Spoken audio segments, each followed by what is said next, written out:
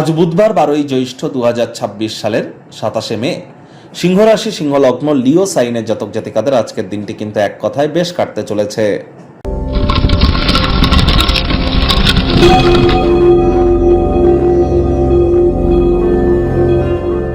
ভিডিওটির শুরুতেই সনাতনী ভাই বোনেদের জানাবো, আজ পদ্মিনী একাদশী।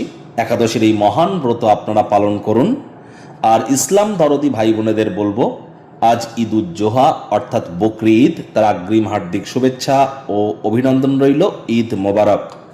আশা করি হিন্দু এবং মুসলিম আজ দুটি সম্প্রদায়ের ক্ষেত্রেই গুরুত্বপূর্ণ দুটি আধ্যাত্মিক এবং ধার্মিক ক্রিয়াকলাপ আমরা পরিলক্ষিত করতে চলেছি।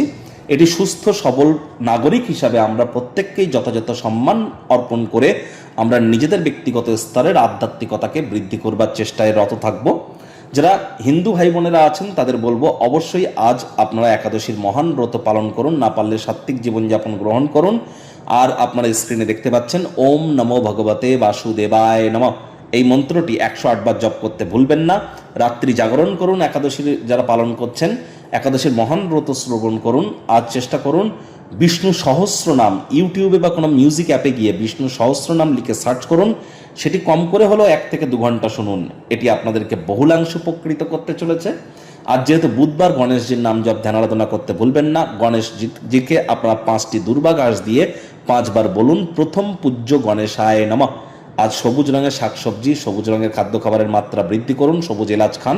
হিজড়া দেখতে পেলে তাদেরকে যেন কখনো অসম্মান করবেন না, হিজড়া দেখে সম্মান করুন।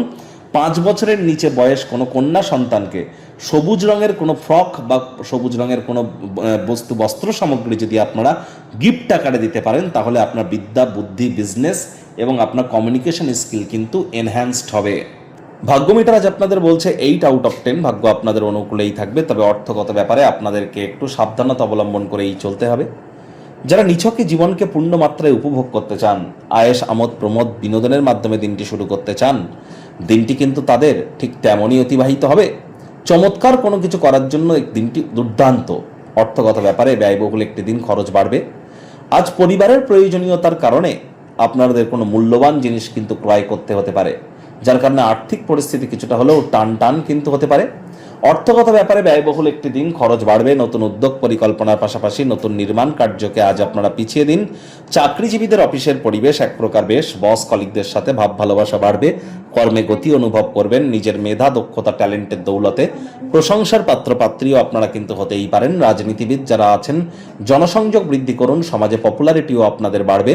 শিক্ষার্থী বিদ্যার্থীরা যে কোনো প্রকার পরীক্ষা প্রতিযোগিতায় সফলতা প্রাপ্তি করবেন। উচ্চশিক্ষার জন্য যারা বিদেশ যাত্রার কথা ভাবছিলেন, ভাগ্যদেবীও আজ আপনাদের পক্ষেই আছেন। সন্তান সন্ততি থেকে থাকলে তারাও তাদের কৃতিত্বের দ্বারা আপনাদেরকে গর্বিত অনুভব করাবে। হাউস ওয়াইফ যারা আছেন গৃহের কর্ম সম্পূর্ণ করবার পর নিজের জন্য পর্যাপ্ত পরিমাণে সময় সুযোগ পাবেন। তাই মাত্রা অতিরিক্ত সময় television, laptop, computer, entertainment oriented ক্রিয়াকলাপ করে কিন্তু সময় ব্যয় করতে পারেন। টাইম ম্যানেজমেন্ট সম্পর্কে জ্ঞান বৃদ্ধি করুন। প্রেমিক প্রেমিকা, স্বামী স্ত্রী দিনটিকে যতটা সম্ভব রোম্যান্টিক করে তোলা যায় সেই প্রচেষ্টাই তো আপনাদের জারি রাখা উচিত।